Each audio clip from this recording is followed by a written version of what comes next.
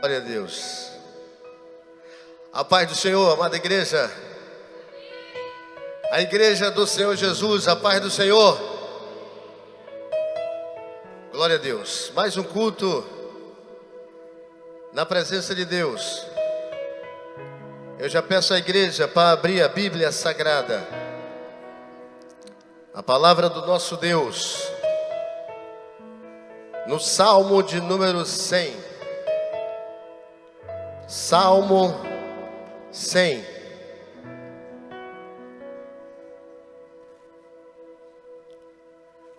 Glória a Deus.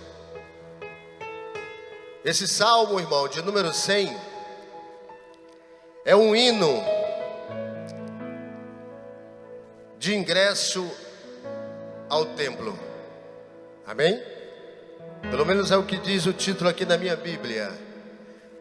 É um hino de ingresso, de entrada ao templo, né? Toda vida que os judeus iam adentrar o templo, eles cantavam esse hino. Todos encontraram Salmo 100? Podemos ler? Celebrai com júbilo ao Senhor todas as terras. Servi ao Senhor com alegria.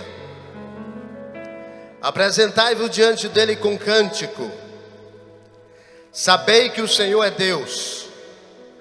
Foi ele quem nos fez, e dele somos. Somos o seu povo e rebanho do seu pastoreio. Entrai por suas portas com ações de graças, e nos seus átrios com hinos de louvor. Rendei-lhes graças e bendizei-lhe o seu nome, porque o Senhor é bom, e a sua misericórdia dura para sempre, e de geração em geração a sua fidelidade. Louvado seja Deus. Amém? Então é um hino que fala, né, do amor, da misericórdia, da graça de Deus. E você tem noção, irmão, irmã, servo, serva, você já parou para analisar o lugar que você acaba de entrar, que nós acabamos de entrar? Uma certa vez um homem de Deus, ele disse: quão terrível é esse lugar, e não é outro lugar senão a casa do Deus Todo-Poderoso. Uma vez teve um homem, um grande rei, que tentou construir um lugar parecido com esse, mas eu creio que muito maior. O nome desse homem era Davi. Deus não deixou ele construir. Por quê? Ele disse: vou construir uma casa para Deus habitar. E Deus disse: não, Davi, qualquer casa construída por mão de homem não me suportaria, porque nem o céu, nem os céus dos céus, e eu acrescento, e nem o próprio universo é capaz de conter a grandeza, a soberania, o poder e o tamanho do nosso Deus. Mas a Bíblia diz que Deus deu esse privilégio não para Davi. E dentro da Bíblia a gente encontra os motivos por quê. Mas ele honrou Davi dando esse privilégio de construir essa casa a Salomão, seu filho. E quando Salomão construiu, ele orou, ele dedicou, ele consagrou aquele grande templo, o templo de Salomão, para Deus. E a Bíblia diz que Deus ficou tão maravilhado, tão alegre, porque a Bíblia diz que a alegria do Senhor é a nossa força, que ele disse: toda oração que se fizer neste lugar vai ser ouvido por mim e eu vou atender, né? E foi consagrado aquele templo, e foi consagrado aquele lugar. E Deus se manifestou com cura, com prodígio, com milagre, com maravilha, coisa que Ele vai fazer aqui hoje. Amém, igreja? Deus está aqui nesse lugar, e aonde Deus está, existe prodígios e existe maravilhas. Mas deixa eu te dizer uma coisa: isso aqui é apenas o templo. E sabe quem é a igreja? Eu, você, cada um de nós. Então o templo é apenas um lugar aonde a igreja do Senhor se reúne. Amém? E quando a igreja do Senhor se reúne, aí um ora por cura, um ora por emprego, um ora por maravilha, um ora por salvação. E Deus o que faz? Atende a sua igreja. Amém? Então vamos orar, dando início a mais esse culto de celebração, onde estamos tendo a série de mensagens, né? Sermão do Monte, onde temos que ser o discípulo excelente, né, pastor? Discípulo autêntico. Quem quer ser discípulo autêntico do Senhor Jesus aqui? Um discípulo autêntico, não é qualquer discípulo, é o discípulo autêntico. Então hoje Deus vai falar conosco. Nós vamos orar pela nossa irmã que está lá na Suíça, a Leila, né? A irmã Leila. Vamos orar também pela família do irmão José Moreira. A família está enlutada, morreu um netinho dele, né? E nós vamos orar, amém, igreja? Vamos orar também pela pastora Branca. Vamos orar pelos irmãos que se encontram enfermos. E Deus vai fazer maravilha, amém? Maravilhoso Deus, neste momento, Pai, elevamos a nossa voz ao trono da Tua glória, para Te pedir, Senhor, um culto abençoado, porque aqui nesse momento se reúne a Tua igreja, Senhor. Cada um de nós com o coração aberto para Tu habitar, para Tu fazer morada, para Tu fazer maravilha.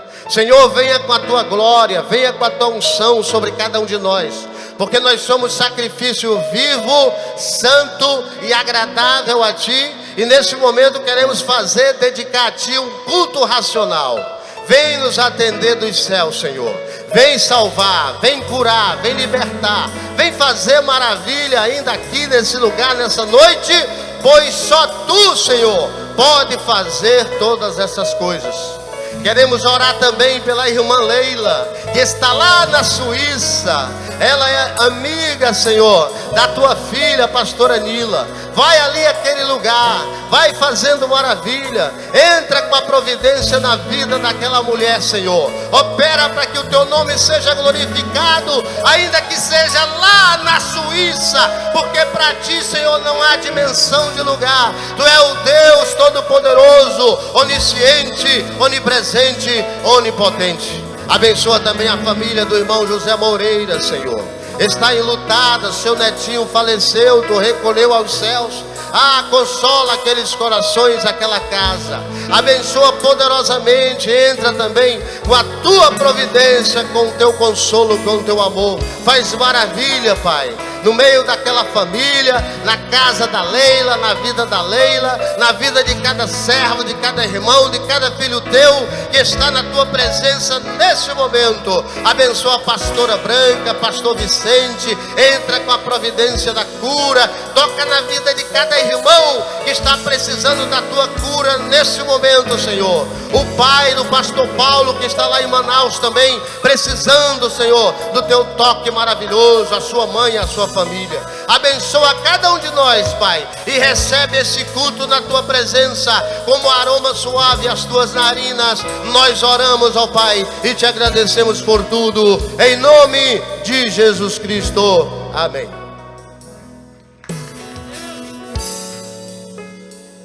Adora Ele nessa tarde. Ele é o nosso tudo.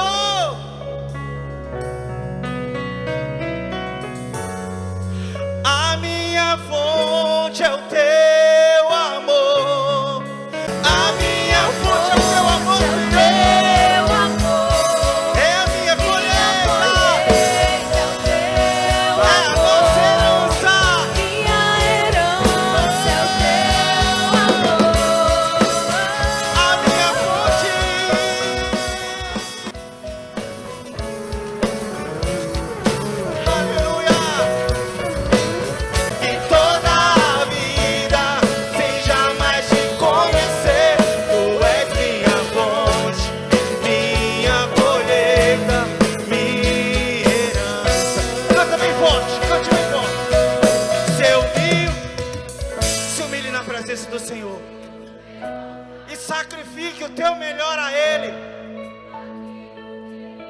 vai te ouvir.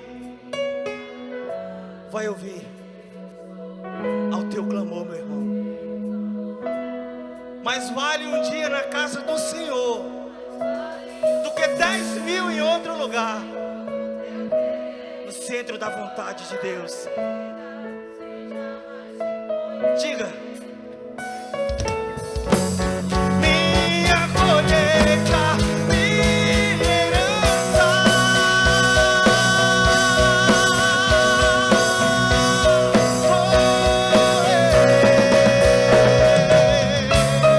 Tu és a nossa força, a nossa fortaleza.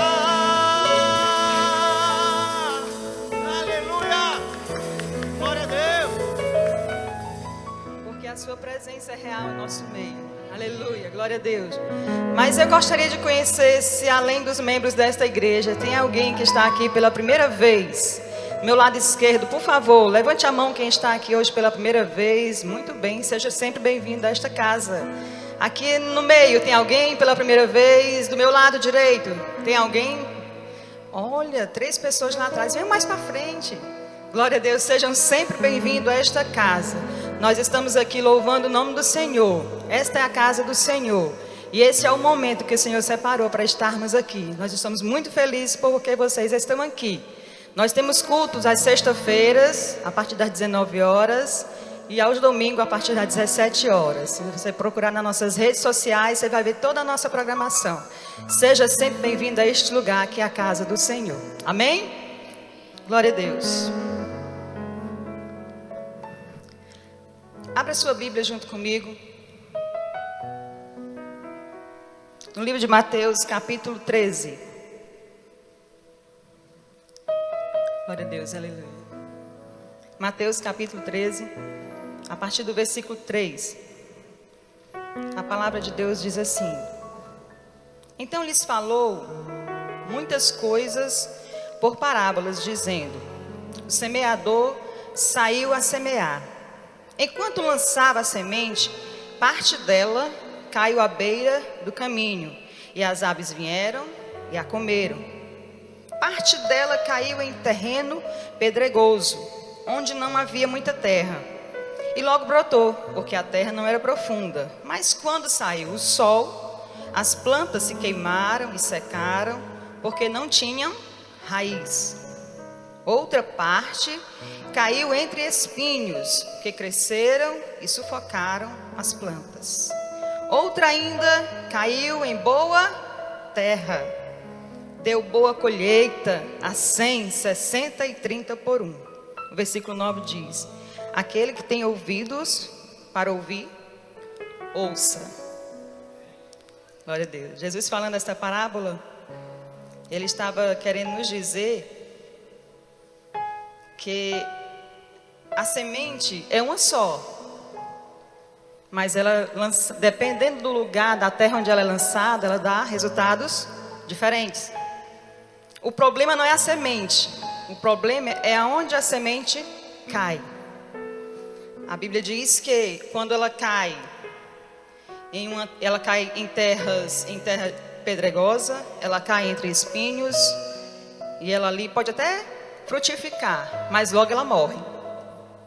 Mas tem um lugar que a semente cai. A Bíblia chama essa terra de terra boa, em algumas versões terra fértil. Ali ela cresce, dá fruto, vai 100, 60, glória a Deus. Irmãos, não tem como a gente não falar em terra fértil sem falar no reino de Deus. Nós estamos semeando na casa do Senhor, e a casa do Senhor é a terra fértil. Glória a Deus, aleluia. Nós chegamos num momento muito importante desse culto. É o momento de nós semearmos. Para algumas pessoas esse momento é bem pesado, mas para outros não, ó. É um momento de louvor e adoração também. Porque nós estamos semeando, ofertando, dizimando na casa do Senhor. E segundo a Bíblia, é terra boa, é terra fértil. Glória a Deus, aleluia. Em Provérbios, no capítulo 3, a palavra diz, se não me engano, versículo 3 também. A Bíblia diz que honra o Senhor com toda a tua renda, e se encherão os teus barris de vinho. Nós só temos promessas quando nós ofertamos na casa do Senhor. Quando você oferta na casa do Senhor, você além de estar semeando, você além de estar sendo abençoado, você está abençoando a casa do Senhor, para que as portas dessa igreja sempre permaneçam abertas, para que nós possamos, para que a igreja possa pagar suas contas em dias, para que este ambiente seja preservado, para que nós possamos constantemente receber pessoas nesta casa para ouvir a palavra de Deus, para que a igreja consiga manter os seus projetos sociais em dias. Terra boa, nós estamos numa terra fértil. Semeie com alegria na casa do Senhor, no reino de Deus, que o Senhor vai continuar te abençoando. Amém, igreja? Feche seus olhos, nós iremos orar nesse momento pela tua oferta, por aquilo que você está semeando no reino de Deus. Aleluia. Pai eterno, Deus amado, muito obrigado, Senhor, porque nós estamos aqui, iremos louvar o Teu nome através dos nossos dízimos, das nossas ofertas. Pai, que possamos estar aqui com um coração contrito, alegre, porque nós estamos semeando na Tua casa, no Teu reino, conforme a Tua palavra diz, para que haja, Senhor, mantimentos em Tua casa. Abençoe toda a Tua igreja, Senhor amado, que possamos estar alegres, Senhor, e crendo que o Senhor a cada dia, continuamente, diariamente, continuará suprindo as nossas necessidades. Muito obrigado por tudo, eu te agradeço todas as bênçãos, em nome de Jesus. E a igreja diz amém. Deus abençoe a igreja, em nome de Jesus.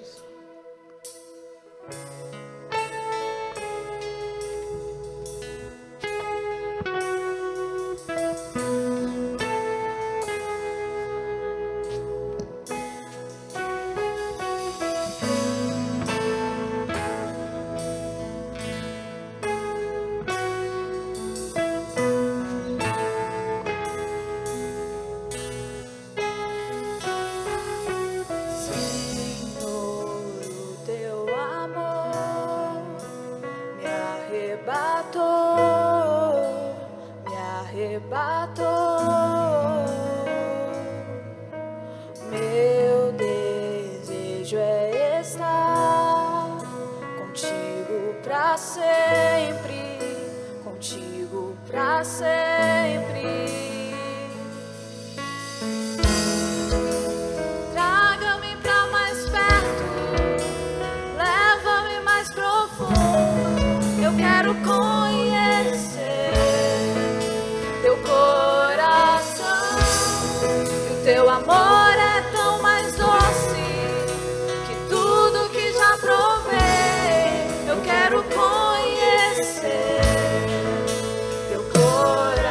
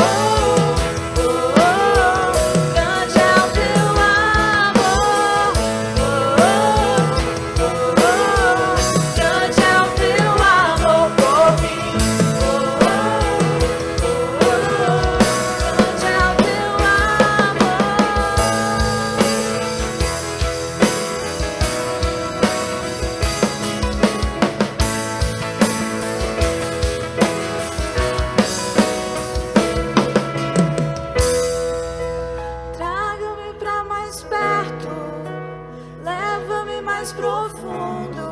Eu quero conhecer teu coração. E o teu amor é tão mais doce que tudo que já provei. Eu quero conhecer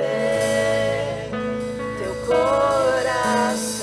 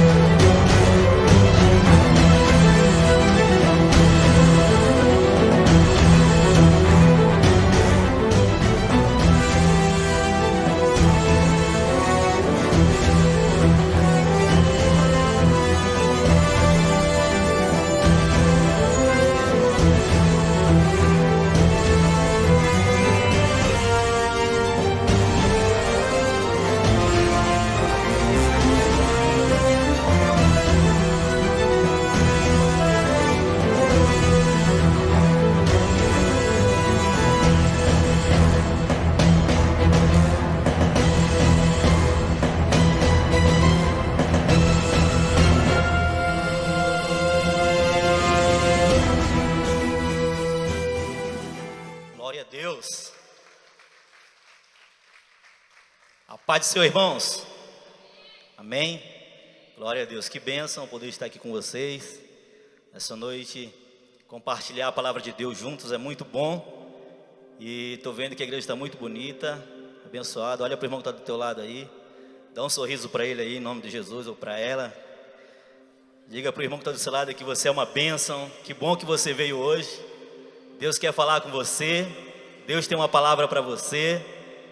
Com certeza você vai sair daqui hoje edificado pela palavra de Deus. A palavra que transforma, a palavra que nos edifica. E ela fala aos nossos corações. Obrigado, meu irmão. Estamos dando continuidade à série de mensagens sobre o Sermão do Monte. Já 2 mensagens foram ministradas. E para a honra e glória do Senhor, nós podemos estar aqui essa noite para trazer mais um pouco da palavra de Deus ao coração dos nossos irmãos. E o tema que nós vamos ministrar nessa noite, que nós vamos compartilhar com nossos irmãos, fala sobre o reino e o divórcio, o reino e os juramentos, o reino e a retaliação ou a vingança. Você pode abrir a sua Bíblia comigo no livro de Mateus, capítulo 5, versículo 31 ao 42. Mateus, capítulo 5, versículo 31 ao 42. Glória a Deus. Apenas esses 3 temas, o reino e o divórcio, o reino e os juramentos, o reino e a retaliação, nós poderíamos falar aqui alguns dias ou algumas semanas a respeito desses temas, porque eles são bem profundos e tenho certeza que 40 minutos será pouco para transmitir aquilo que realmente o reino de Deus ele tem para a nossa vida.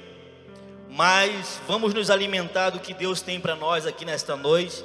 Ele tem maná do céu para a nossa vida, Ele tem alimento para a nossa vida, e nós vamos sair daqui com o gostinho de quero mais. Eu quero mais da palavra de Deus, eu quero mais para as próximas ministrações que virão, e com certeza Deus vai falar ao nosso coração. No Sermão do Monte percebemos claramente que a intenção de Jesus é implantar em seus discípulos a cultura do reino de Deus. Quando Deus chama os seus discípulos ao monte, Ele quer implantar nesses discípulos a cultura e os valores do reino de Deus. É essa a intenção de Jesus ao proclamar o Sermão do Monte. Ele queria que os discípulos compreendessem os valores e a cultura do reino de Deus. Jesus dedicou boa parte do seu tempo em mostrar aos discípulos que a cultura e os valores do reino de Deus são totalmente diferentes da cultura e dos valores do reino dos homens. A cultura e os valores do reino de Deus são totalmente diferentes da cultura e dos valores do reino dos homens. Então a intenção de Jesus ao reunir os seus discípulos ali era que eles compreendessem essas verdades. O Sermão do Monte vai trazer muito do que é o reino de Deus para nós. Muito do que é o reino de Deus para aqueles que resolveram seguir a Jesus e que querem verdadeiramente seguir a Jesus. Jesus sabia que ele ia cumprir a sua missão aqui entre os homens. O Emanuel esteve entre nós, o Rei, o próprio Deus esteve entre nós, e ele sabia que ele ia cumprir essa missão e que ele retornaria ao céu, que ele ia voltar para a eternidade. Mas antes de ele voltar para a eternidade, ele teria que introduzir essas verdades no coração daqueles discípulos, daqueles homens. Aqueles homens iam continuar os ensinamentos de Jesus, eles iam continuar as ideias de Jesus, eles iam continuar com os valores que Jesus estava ensinando. Então era necessário que eles entendessem o que Jesus queria passar para eles. O que Jesus queria realmente daqueles homens, daqueles discípulos, é que eles fossem embaixadores do reino de Deus. Embaixador é um representante, alguém que representa um país, alguém que representa um estado. E nesse caso, Jesus queria que esses discípulos fossem embaixadores do reino aqui na terra, os seus representantes. Esses embaixadores, eles teriam que estar aptos a viver, a transmitir, a sofrer e até morrer pelos valores do reino de Deus. Jesus estava ensinando aqueles discípulos para que eles pudessem transmitir os seus ensinamentos, para que eles pudessem viver os seus ensinamentos, para que eles pudessem sofrer pelos seus ensinamentos e até, se possível, morrer pelos seus próprios ensinamentos, como aconteceu. Ele disse: ficai em Jerusalém até que do alto seja revestido de poder, e vocês serão minhas testemunhas, vocês serão os mártires, tanto em Jerusalém quanto na Judéia e Samaria e até os confins da terra. Então essa era a missão, esse era o interesse de Jesus, que os seus discípulos entendessem esses ensinamentos de tal maneira que, se possível, pudessem morrer pelos seus ensinamentos. Na carta de Paulo aos 2 Coríntios, capítulo 4, versículo 2, Paulo vai dizer: não usamos de engano, nem torcemos a palavra de Deus, pelo contrário, mediante a clara exposição da verdade, recomendamos-nos a consciência de todos diante de Deus. O que Paulo quis dizer? A mensagem que nós recebemos de Jesus, as mensagens que nós aprendemos de Jesus, tudo aquilo que Jesus ensinou no Sermão do Monte, tudo aquilo que Ele nos passou, todas as verdades que Ele trouxe ao nosso coração e à nossa vida, isso nós transmitimos sem distorcer, sem contrariar, sem adulterar a palavra de Deus. Nós ensinamos essas verdades de tal maneira que nós expomos essas verdades e recomendamos a todos vocês. O que eu quero dizer nesta noite, irmãos, que as verdades do reino, elas são inegociáveis. Repita comigo, diga: as verdades do reino são inegociáveis. As verdades do reino, elas são inegociáveis. Porque algumas pessoas podem dizer: o pastor vai falar sobre divórcio e de repente ele pode amenizar. Não, eu vou falar aquilo que está na palavra. Eu vou falar aquilo que Jesus disse. As palavras não são minhas. Não fui eu que escrevi essas palavras, não fui eu que proferi essas palavras. As palavras vieram direto do coração de Deus para o coração da igreja, para o coração dos discípulos. O que Jesus quer de cada um de nós é que nós sejamos discípulos autênticos e semelhantes a Ele. No Sermão do Monte, Jesus estava tirando as leis de Deus das pedras e colocando no coração dos homens. Vou repetir mais uma vez. No Sermão da Montanha, Jesus está pegando tudo aquilo que está nas pedras, nos pergaminhos, que são as leis de Deus, e transporta para dentro do coração dos homens. O apóstolo Paulo, ele fala em 2 Coríntios 3 sobre isso, que nós somos uma carta escrita, não escrita mais com pena, não escrito mais com tinta, mas escrito dentro do nosso coração, pela graça e pela bondade de Deus. Então o que Jesus estava fazendo no Sermão do Monte era transferindo as verdades da pedra para dentro do nosso coração, era ampliando o seu reino, era ampliando as verdades acerca do reino de Deus. E aí nós vamos falar sobre o reino e o divórcio. Mateus capítulo 5, versículo 31 e 32. Na Bíblia, versão NVI, diz assim a palavra de Deus: foi dito, aquele que se divorciar de sua mulher deverá dar-lhe certidão de divórcio. Mas eu lhes digo que todo aquele que se divorciar da sua mulher, exceto por imoralidade sexual, faz que ela se torne adúltera. E quem se casar com ela, quem se casar com a mulher divorciada, estará cometendo adultério.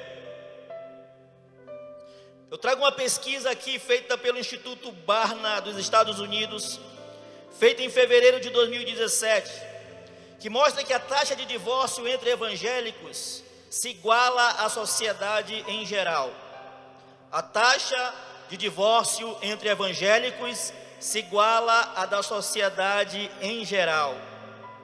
O percentual de divórcio é o mesmo, 25%, para todas as confissões, ou seja, não há mudança significativa entre evangélicos, católicos e membros de outras religiões. 1/3 dos casamentos no Brasil termina em divórcio. Uma triste realidade, mas nesse quesito de casamento, nós não estamos muito diferente da sociedade comum. No quesito casamento, nós não estamos como igreja fazendo a diferença como sal da terra e como luz do mundo. Porque a mesma quantidade de divórcio que existe entre a sociedade comum, que não confessa nenhuma religião, é a mesma porcentagem que acontece entre evangélicos. E isso é uma triste realidade. Nesse quesito nós podemos dizer sim, a sociedade está influenciando a igreja negativamente. Porque a igreja já foi muito mais fiel ao casamento. Os evangélicos já foram muito fiéis, já lutaram muito mais pelo casamento do que a atual sociedade. E falando sobre a questão do divórcio, a primeira coisa que nós temos que entender, como igreja, é que o divórcio nunca esteve nos planos de Deus. Repita comigo: o divórcio nunca, mais uma vez, nunca esteve nos planos de Deus. Olha para sua esposa e para o seu marido aí e diga assim: o divórcio nunca esteve nos planos de Deus. Nunca. Onde é que está isso, pastor Paulo? Mateus 19, 3 ao 6. Alguns fariseus se aproximaram de Jesus para pô-lo à prova e perguntaram: é permitido ao homem divorciar-se de sua mulher por qualquer motivo? Veja bem o que eles perguntam: por qualquer motivo? Jesus respondeu: não leram que no princípio o Criador os fez homem e mulher? E disse: por essa razão o homem deixará pai e mãe e unir-se-á à sua mulher, e os dois se tornarão uma só carne? Assim eles já não são mais dois, mas um só. Portanto, o que Deus uniu, ninguém separe. A lei que permanece até hoje e vai permanecer para sempre é: o que Deus uniu, não separe o homem. Essa é a lei que prevalece sobre todos os casamentos, sobre todas as famílias, sobre todos os povos, sobre todas as línguas e sobre todas as nações. O que Deus uniu, não separe o homem. Mas por que Jesus falou isso? Aqueles judeus, eles estavam interessados em fazer a vontade da sua carne. Eles estavam interessados em deixar suas esposas, em repudiar suas esposas por qualquer motivo. Ah, não cozinhou legal? Então vou dar carta de divórcio. Não lavou a roupa? Vou dar carta de divórcio. Dormiu até tarde? Vou dar carta de divórcio. Era isso que eles queriam. Eles não estavam interessados no reino de Deus. Eles estavam interessados em viver a vontade de Deus. Ele estava interessado em fazer a sua própria vontade. E aí eles querem pegar Jesus, porque a lei de Moisés permitia que o homem desse a carta de divórcio, ou que o homem se separasse da sua esposa. Mas aí Jesus vai com toda a sabedoria que ele tem, e que ele é a própria sabedoria, e diz: olha, lá no original, quando o Criador projetou a família, quando ele fez a família, quando ele idealizou a família, a ideia dele é que deixará o homem pai e mãe, vai se unir à sua esposa, os dois serão uma só carne, e aquilo que Deus uniu, o homem não tem autoridade de separar. Não há autoridade da parte humana para separar aquilo que Deus uniu, e isso permanece até os dias de hoje. E aqueles homens disseram: não, mas Moisés deu autorização.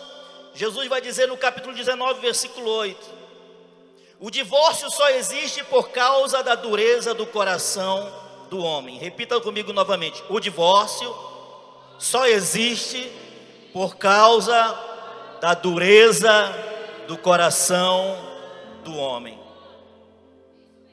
Por que existe tanto divórcio? Por que 1/3 dos casais brasileiros se divorciam? Por causa da dureza do coração. Não é por causa de Deus. Não é porque Deus errou ao escolher uma esposa para você, ao te dar uma esposa ou um esposo. Deus não errou. Deus não errou ao me dar a minha esposa. Deus não errou ao me dar para ela como marido. Deus não errou. Deus não comete erro. Ele é perfeito. Ele é a própria perfeição. Mas por que existem as separações? Por que tantos casais se separam? Por causa da dureza do coração do homem. Não é porque Deus autorizou Moisés. Não é porque o homem não perdoa. É porque o homem não ama. É porque o homem não cuida. É porque, quando eu falo de homem, estou falando no sentido de homens e mulheres. Marcos capítulo 7, versículo 21 e 22. O que a Bíblia diz sobre a dureza do coração do homem? Pois é de dentro do coração dos homens, ou do interior do coração dos homens, que vêm os maus pensamentos, as imoralidades sexuais, os roubos, os homicídios, os adultérios, as cobiças, as maldades, o engano, a devassidão, a inveja, a calúnia, a arrogância e a insensatez. Tudo isso de dentro do coração do homem. Aí você diz assim: eu tenho um coração tão bonzinho, né? O meu coração é tão bom. E quando a Bíblia fala de coração, não está falando desse coração de carne, não. Está falando da nossa consciência, da nossa mente. É de dentro da nossa mente que começam as ideias. É de dentro da nossa mente que começa a corrupção. É de dentro da nossa mente que começa a cobiça. É de dentro da nossa mente que começam as imoralidades. É de dentro da nossa mente que começam os homicídios, adultérios, as cobiças. Tudo de dentro do nosso coração, da nossa mente. E é por isso que Jesus disse: o divórcio só foi permitido por causa daquilo que está dentro da mente de vocês, da dureza de pensamento de vocês, da dureza do coração de vocês, das imoralidades do coração de vocês, porque vocês não perdoam, porque vocês não amam como deveriam amar, porque vocês não cuidam da mulher como deveria cuidar, a mulher não cuida do homem como deveria cuidar, e aí vem a separação. Não é porque Deus errou, mas é porque dentro do coração do homem estão as maldades. E aí nós entendemos, irmãos, por que tanta separação, por que tanta carta de divórcio no mundo inteiro? É porque hoje os homens estão mais egoístas. Mais uma vez falo no sentido humano de homens e mulheres. Ninguém está disposto a se entregar, ninguém está disposto a amar, ninguém está disposto a fazer aquilo que realmente tem que ser feito, ninguém está disposto a perdoar. Muitas pessoas estão apenas dispostas a acusar: não, eu sou certo, você é errada, você está errado, eu sou certo, e assim as coisas vão acontecendo. E muitas vezes termina em uma separação, em uma ruptura, que é mal, que é má, para todos os lados, que acaba com famílias, que leva muitos filhos às drogas, à prostituição. Muitos filhos que hoje estão nas ruas foi porque os seus pais não deram um bom exemplo, romperam algo que foi dado da parte de Deus. Muitos filhos que não querem olhar no rosto dos seus pais hoje, porque se decepcionaram com aquilo que seus pais fizeram. E a Bíblia diz que tudo isso acontece pela maldade do coração do homem. O sociólogo polonês Zygmunt Bauman, ele escreveu um livro sobre modernidade líquida, onde ele destaca as fragilidades das relações sociais. É muito interessante esse livro do Bauman, é um sociólogo polonês. Ele fala sobre a fragilidade das relações sociais. O nome desse livro é Modernidade Líquida, onde ele diz que as relações hoje elas não têm mais a solidez que tinham antes de 1960. Antes de 1960 as relações elas eram mais duradouras, elas eram mais firmes. Mas hoje ele destaca essa sociedade como uma sociedade líquida, onde os valores estão se perdendo, onde com apenas um clique você aceita alguém como seu amigo, e com um clique você diz, ele não é mais meu amigo. Isso entra no nosso subconsciente e começa a influenciar o nosso casamento, a nossa família, os nossos filhos, a nossa vida. E alguns dizem assim, não, agora não serve mais para ser minha esposa, ou não serve mais para ser o meu marido. Eu encontrei alguém ali saradíssimo, bonitão, e agora eu quero fazer amizade com essa outra pessoa, porque essa aqui que luta comigo o dia inteiro não serve mais. E a sociedade ela vai se dissolvendo, ela vai se desfazendo. Não há mais valores, não há mais vontade de lutar, não há mais vontade de fazer aquilo que tem que ser correto aos olhos de Deus. E aí ele fala que em tempos de relacionamento líquidos, olha o que eu vou falar para você aqui esta noite. Em tempos de relacionamentos líquidos, é mais fácil terminar relacionamentos do que reconhecer os seus próprios erros. Em tempos de relacionamentos líquidos, é mais fácil romper o relacionamento do que dizer, eu estou errado. Minha esposa, eu não cuidei de você como eu deveria ter cuidado. Eu não abri a porta do carro quando você pediu. Eu não te dei café na cama quando você queria um café na cama. Eu não te abracei quando eu deveria ter te abraçado. Eu não te perdoei quando eu deveria ter perdoado. É mais fácil dizer, não, vai embora da minha casa, vai embora, não te quero mais, do que eu dizer, eu errei, eu não cuidei de você. A mesma coisa com relação às esposas, é mais fácil dizer, olha, vai embora, você não serve mais para mim, do que dizer, eu falei como esposa, eu errei, eu quero recomeçar, eu quero consertar tudo, eu quero fazer tudo diferente, porque a sociedade ela está se desfazendo em valores. Mas lembre-se que nós somos a igreja de Cristo. Nós somos sal da terra e nós somos luz do mundo. Você pode até dizer, hoje eu não tenho força para lutar, pastor, o meu casamento está se acabando, mas você tem que entender que Deus ele não te abandonou. Você tem que entender que Deus não mudou, que Deus continua amando a tua vida. E se você não se separou até hoje, é porque Deus tem um plano no teu casamento, Deus tem um plano na vida do teu esposo, Deus tem um plano na vida da tua esposa, Deus tem um plano na vida dos teus filhos, e Ele vai segurar a sua vida, porque Ele tem um plano para você.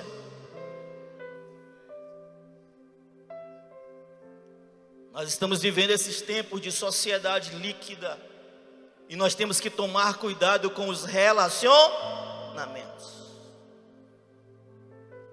As amizades hoje, eu tenho amigos no Facebook, no Instagram, que eu não sei nem quem é. Nunca vi, mas são meus amigos. Não sei como, mas são meus amigos. E aí nós começamos a ter essas ideias. Porque antes realmente amigo era amigo, não é verdade? Não, cara, eu tenho um amigo na minha rua, mas esses caras são meus amigos. E nós estamos juntos até na outra vida. Mas hoje não, os amigos tanto faz. cara convida para o aniversário, nem vão. Brincadeira. Mas é assim, amigos. Amigos. Precisamos fazer amigos, precisamos fazer relacionamentos fortificados. Certo? Precisamos fortalecer os nossos relacionamentos, para que o nosso casamento ele não termine como um casamento qualquer. Nós temos que lutar por eles. Nós temos que fazer aquilo que nós não estamos fazendo. Aonde estava Adão quando a Eva pecou? A missão dele era estar cuidando dela, a missão dele era estar perto dela, mas ele não estava. E quando ele volta, encontra ela já em pecado. Às vezes acontece isso conosco. Onde eu estou quando a minha esposa está precisando de mim? Onde eu estou quando a minha esposa precisa de uma carona? Onde eu estou quando a minha esposa precisa enfrentar um sol, uma chuva? Onde eu estou quando a minha esposa precisa de que alguém supra a sua dor? Onde é que eu estou? Se você não está lá, de repente quando você chega lá, pode ter alguém no seu lugar. E aí nós temos que reconhecer os nossos erros. O que leva aquele filho de volta para a casa do pai é que ele reconhece os seus erros. Pai, eu pequei contra ti, eu pequei contra o céu, eu não sou digno de ser chamado teu filho, mas eu quero retornar. O que reata o casamento, irmãos, é quando nós reconhecemos os nossos erros. Pastor Marcos Botelho, ele diz que não há nada mais trágico do que o homem não saber reconstruir o próprio casamento. Vou repetir mais uma vez. Não há nada mais trágico do que o homem não saber reconstruir o próprio casamento. Muito boa aquela palestra. Não há nada mais trágico do que o homem não saber reconstruir o seu próprio casamento. O homem ou a mulher teve um poder imenso para conquistar. Foi lá, enfrentou chuva, sol, bicicleta, carro, atravessou a cidade, no outro bairro, noutra cidade. Fez tudo para conquistar, mas não sabe reconquistar. Não sabe reconstruir. E acaba assim os relacionamentos. Mais uma vez o pastor Marcos Botelho diz: todo divórcio é pecado. Todo divórcio é um pecado, porque todo divórcio é uma transgressão das leis de Deus. Repita comigo: todo divórcio é pecado, porque todo divórcio é transgressão da lei de Deus. Pastor, mas tem mulher que apanha demais, ela não pode. Não, nós não estamos apoiando a violência. A Bíblia diz que os casamentos acabam por causa da maldade do homem, por causa da violência do homem. Se o homem bate na sua esposa, não tem mulher que gosta de viver apanhando. É natural que ela vá se embora, porque a violência vai causar isso. A maldade do coração do homem, a traição, o adultério, tudo isso separa, faz rupturas nos casamentos. Mas aí nós temos que entender, porque às vezes nós homens somos muito machistas. E aí nós dizemos: ah, minha esposa, ela me traiu, ela fez o que era mal, e agora eu vou expulsá-la de casa. Mas a Bíblia diz a respeito de nós homens, que se nós olharmos para uma mulher com uma outra intenção, se nós apenas olharmos e desejarmos ela no nosso coração, nós já somos adúlteros. Nós já pecamos contra Deus. As consequências, elas são diferentes de quem pratica e de quem apenas pensa. Mas diante de Deus, pecado é pecado. Então, antes de você acusar a sua esposa de que ela é uma adúltera, ou de você acusar seu esposo de que ela é um adúltero, pense antes o que está dentro do seu coração. O que você tem pensado? Aí nós vamos cair naquele texto em que Jesus encontra ali os homens querendo apedrejar aquela mulher, e ele vai apelar para a consciência, dizendo: se alguém não tem pecado, que atire a primeira pedra. Se fosse no dia de hoje, ia tanta gente apedrejar aquela mulher, irmãos. Sim ou não? Sim ou não? Se fosse no dia de hoje, tanta gente ia apedrejar, porque hoje não há consciência de pecado. As pessoas não conhecem as outras e ficam apedrejando, ficam falando. As redes sociais estão cheias de pessoas que apedrejam, que matam, que cancelam e que fazem tudo com pessoas que elas nem conhecem.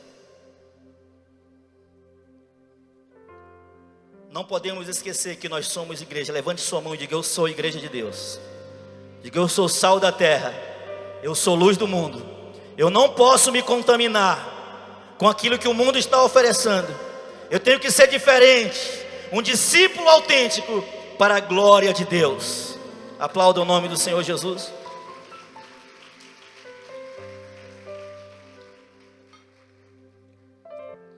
Essa parte nós encerramos dizendo que o plano de Deus continua de pé. Família é para sempre, até que a morte os separe. Até que a morte os separe. Não tem desculpa diante de Deus, irmãos. Não tem como chegar diante de Deus e dizer: eu tive motivos para me separar. Não há motivos. Se Deus está no seu coração, você tem que perdoar, você tem que amar. Conheço várias pessoas que foram traídas e que perdoaram dentro do seu casamento e hoje são abençoadas. Conheço amigos que tiveram terríveis problemas dentro do casamento. Conversei com essas pessoas, estive com eles, vi a luta que eles passaram, estavam a ponto. Tem um casal amigo meu que estava a ponto de se separar. E eles se reuniram, foram para uma lanchonete e disseram assim: olha, hoje nós vamos fazer o último lanche juntos. E aí eles chegaram na lanchonete lá, começaram a conversar, estavam decididos a se separar.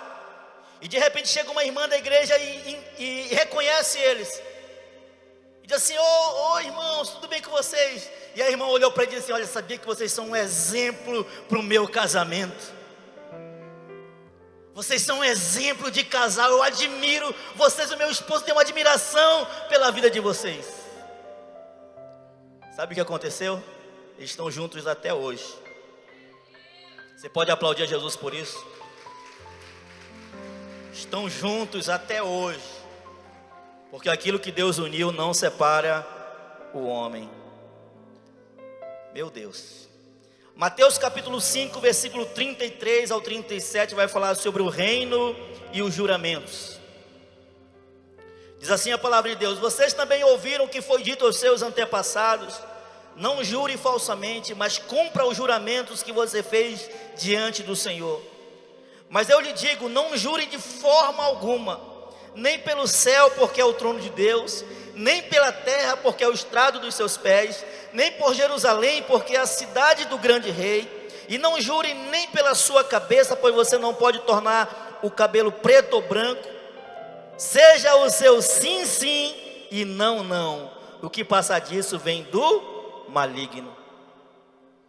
Falando sobre os juramentos, tinha um juramento em que, se a pessoa dissesse: não, eu juro por Deus, ela não poderia mais voltar atrás, nunca mais, ela tinha que cumprir aquela palavra. Mas os religiosos daquela época estavam procurando um jeitinho de adaptar a sua vontade às leis de Deus. Então ele diz assim: não, se você não jurou por Deus, se você jurou por Jerusalém, não precisa cumprir não. Se você jurou pela sua mãe, não vale muito não. Se você jurou por Deus, aí você tem que cumprir. Ou você jurou dentro da igreja ou fora da igreja? Onde foi que você jurou? E aí eles estavam colocando peso às palavras, fazendo com que as pessoas pensassem que um juramento era maior ou menor do que o outro, dependendo do lugar ou dependendo sobre o que jurou.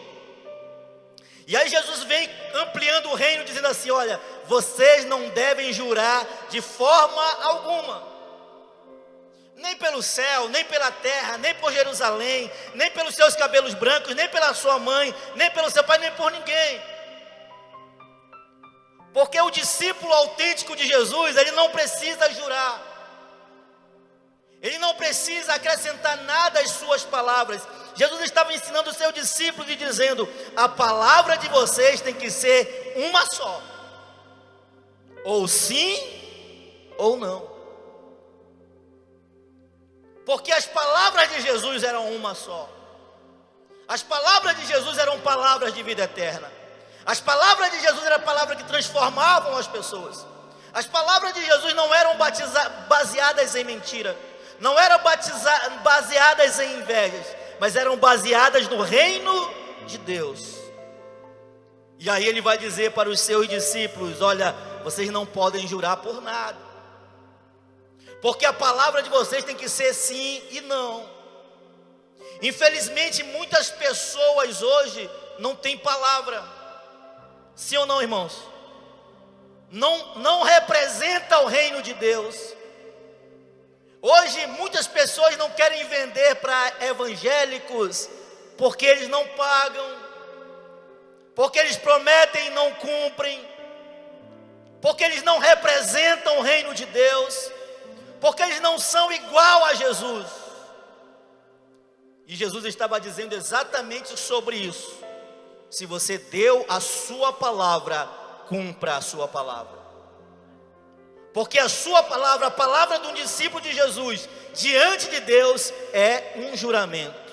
Olha para o irmão que está do seu lado e diga assim: a sua palavra, diante de Deus, é um juramento. A sua palavra por si só, ela já é um juramento. Se você prometeu, cumpra diante de Deus. Finalizando, o reino e a retaliação e a vingança. Mateus 5:38 ao 42. Vocês ouviram o que foi dito? Olho por olho e dente por dente. Mas eu lhe digo, não resistam ao perverso. Se alguém lhe ferir a face direita, ofereça-lhe também a outra. E se alguém quiser processá-lo e tirar a túnica, deixe que leve também a capa. Se alguém o forçar a caminhar com ele 1 milha, vá a ele 2, vá com ele 2 milhas. Dê a quem lhe pede, e não volte as costas àquele que deseja pedir-lhe algo emprestado. Essa parte do Sermão do Monte, ela é surreal. Essa parte do Sermão do Monte, ela não cabe na mente humana, ela não cabe na mente carnal. Essa parte do Sermão do Monte, ela é o ápice do amor de Deus. Porque o discípulo autêntico de Jesus, ele está dizendo assim: vocês ouviram o que foi dito, olho por olho e dente por dente, porque no Antigo Testamento era assim. Se alguém matou, tem que morrer. Se alguém matou alguém de outra família, aquela família tinha direito de matar alguém da outra família. Era olho por olho e dente por dente. Mas eles estavam se aproveitando dessa lei para fazer a sua própria vontade e para fazer as suas próprias vinganças. O que Jesus vai dizer? Os meus discípulos, os meus representantes na terra, os meus embaixadores na terra têm que fazer diferente. Se alguém lhe der um tapa, se alguém lhe ferir a face com um tapa, os meus discípulos têm que oferecer o outro lado. O que Jesus estava dizendo com isso? Ele estava falando sobre atos humilhantes, porque levar um tapa na cara é de uma humilhação muito grande, e é quase impossível que alguém que leva um tapa na cara não revide com outro tapa na cara da outra pessoa. Mas Jesus disse: se você é meu discípulo, um tapa na cara ou um ato de humilhação não pode impedir você de amar essa pessoa. Repita comigo: um ato de humilhação não pode me impedir de amar alguém. Jesus disse que se alguém fizer um ato de injustiça, esse ato de injustiça não pode me impedir de amar essa pessoa. E quando eu estava lendo sobre esta palavra de Jesus, eu lembro que algum tempo atrás eu trabalhava numa empresa e uma pessoa me acusou diante do patrão que eu tinha roubado aquela empresa. E eu fui diante do patrão e eu provei que eu não tinha roubado, que o que eu tinha feito era apenas o que ele tinha me pedido. Estava tudo documentado. O patrão olhou para mim e disse: Paulo, verdade, o que você fez foi eu que pedi para você fazer. E eu olhei para a cara daquele gerente e a minha vontade era de esmagá-lo. Mas Jesus falou no meu coração para mim amá-lo. E eu comecei a orar por aquele homem. E eu me tornei amigo dele. Me tornei amigo dele de uma tal maneira que fiz até negócios com ele. E ainda hoje ele é meu amigo. Porque um ato de injustiça não pode me levar a odiar alguém. Jesus disse que se eu sou discípulo dele, se eu represento ele na terra, eu tenho que agir como ele agiria. Infelizmente, nós temos hoje uma geração que se vinga por qualquer coisa. Nós precisamos imitar a Jesus. Terceiro lugar, atos de obrigação não podem me impedir de amar alguém. Acontece muito no trabalho às vezes. Você tem lá um patrão chato, ou um gerente, alguém que te obriga a fazer algumas coisas. E aí Jesus disse, se essa pessoa te pedir para caminhar 1 milha, vá com ela 2, vá com ela 3, caminhe o suficiente, até que a imagem de Cristo, ela resplandeça na sua vida, e essa pessoa veja que você é alguém que teme o nome do Senhor. Em quarto lugar, dívidas não pagas não podem me impedir de amar a outras pessoas. Se alguém te pediu dinheiro emprestado e não pagou, você diz, meu Deus, né? Vou matar, vou processar, vou levar diante do juiz, vou acabar com a vida dessa pessoa. Jesus estava dizendo assim, ó, se alguém pegou dinheiro emprestado e não te pagou, você não pode deixar de amar essa pessoa. Vocês estão entendendo, irmãos? É fácil ser discípulo de Jesus, sim ou não? Porque nós temos que ser semelhantes a Ele. Finalizando, Jesus não estava ensinando os discípulos a ser frouxos. Ele estava dizendo que apesar de você ter poder para revidar, abra mão por causa do amor.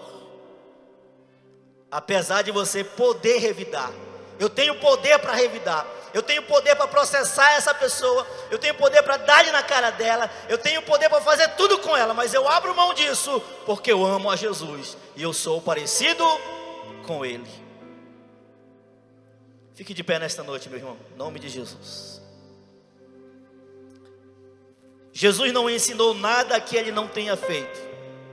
Repita comigo, Jesus, bem forte, Jesus não ensinou nada que Ele não tenha feito. Jesus foi humilhado, sim ou não? Levou tapa na cara, foi injustiçado, obrigaram Ele a carregar a própria cruz, foi traído, foi vendido, passou tudo por amor a mim e a você. Mesmo passando por tudo isso, Ele escolheu me amar e escolheu amar você. Ele poderia nos destruir, Ele poderia acabar conosco, mas Ele resolveu nos amar. Que sejamos discípulos autênticos, semelhantes a Jesus. Põe a mão no seu coração e diga, eu quero ser semelhante a Cristo, custe o que custar, porque para Ele é toda glória, para Ele é toda honra, para Ele é todo louvor. Quão grande é o meu Deus, quão grande é o meu Deus. Mesmo passando por tantas situações que Ele poderia revidar, Ele resolveu me amar, Ele resolveu me chamar, Ele resolveu me escolher. E se eu estou aqui essa noite, é porque Ele me ama. E eu vou adorá-lo, como discípulo eu vou adorá-lo, como discípulo eu vou exaltar o seu nome, como discípulo eu vou dar a Ele toda a honra, toda a glória e todo o louvor que Ele é digno de receber. Amém, glória a Deus.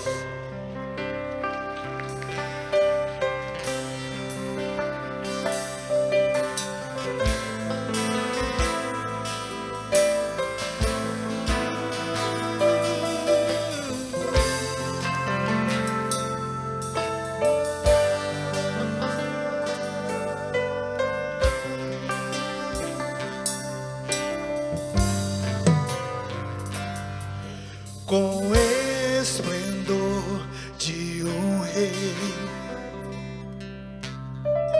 em majestade e luz, faz a terra se alegrar, faz a terra se alegrar.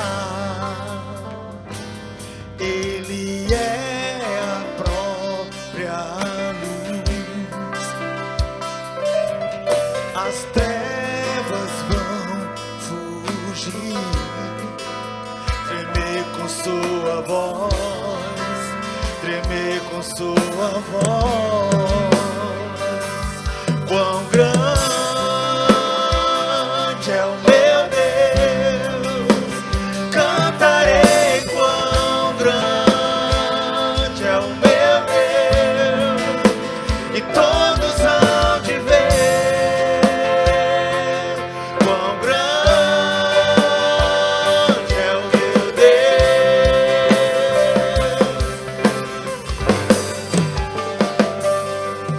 Por gerações Ele é. O tempo está em suas mãos, o começo e o fim, o começo e o fim. Três se formam em um, Filho, Espírito e Pai, Cordeiro e Leão, Cordeiro e Leão. Quão grande é o meu Deus, Cantarei quão grande é o meu e Deus, todos hão de ver. todos hão de ver. Quão grande é o meu Deus, quão grande é o meu Deus, quão grande é o meu Deus,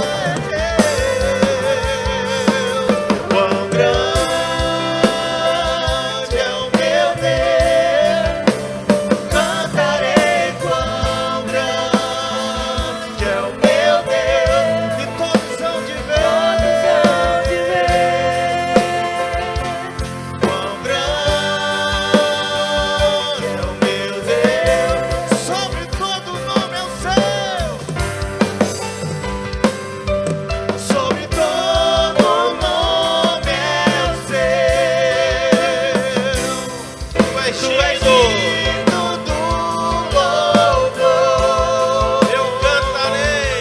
Eu cantarei. Quão grande é o meu Deus.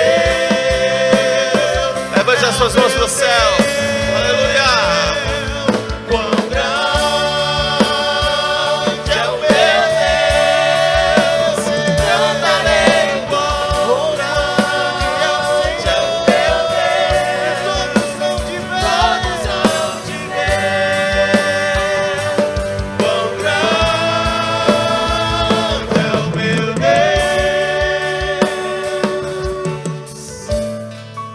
Aleluia. Quão grande é o nosso Deus, muito misericordioso e bondoso para cada um de nós, que se importa com você, que cuida de você, que deseja que você seja um discípulo autêntico, um discípulo verdadeiro. Não é fácil, irmãos, como o pastor Paulo mesmo falou, mas é possível, porque é Ele que está conosco, Ele nos ajuda, Ele nos fortalece a cada manhã, a cada dia. É Ele que nos dá o ar que nós respiramos. Precisamos quebrar o coração de pedra e pedir um coração bondoso como é o coração do nosso Deus. Precisamos mudar os nossos pensamentos duros de vingança, de repúdio, e pedir ao Senhor um coração misericordioso, um coração que libera perdão, um coração que se sente perdoado, um coração que ama as pessoas, um coração que se importa com as pessoas, um coração que se importa com a próxima geração. Olha a responsabilidade que tem os pais de manter o casamento íntegro, de manter o casamento perfeito diante de Deus, porque a próxima geração está se espelhando em nós, está se espelhando em você. Peça ao Senhor, aquele que não tem força, peça ao Senhor, porque Ele é bondoso para nos dar força no dia a dia, e nós iremos vencer para a glória de Deus. Quão grande é o nosso Deus e misericordioso para nos alcançar com a sua graça, com a sua bondade, com o seu amor. É o meu Deus, todos hão de ver. Quão grande é o meu Deus, sobre toda. Quão grande é o meu Deus, cantarei. Quão grande é o meu Deus, todos hão de ver. Quão grande é o meu Deus.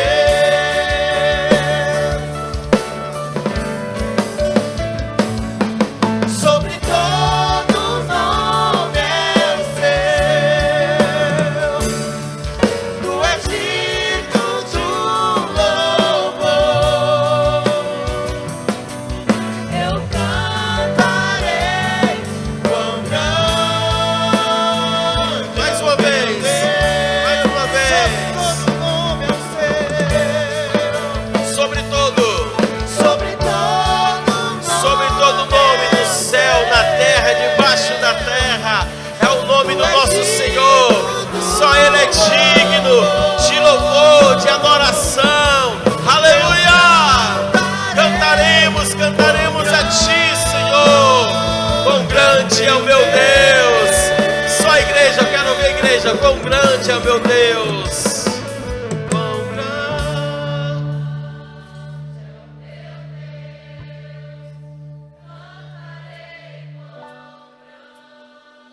É o meu Deus, e todos hão de ver quão grande. Mais uma vez, que coral lindo, irmãos, aleluia. Quão grande é meu Deus, quão grande.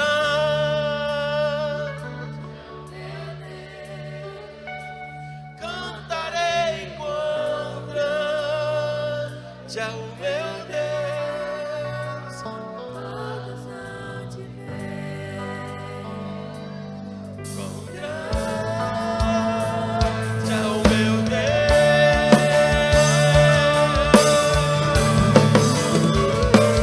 Quão grande é o meu Deus. Chamamos Jesus. Chamamos Jesus. Chamamos Jesus. todos hão de ver. Aleluia. Quão grande é o meu Deus.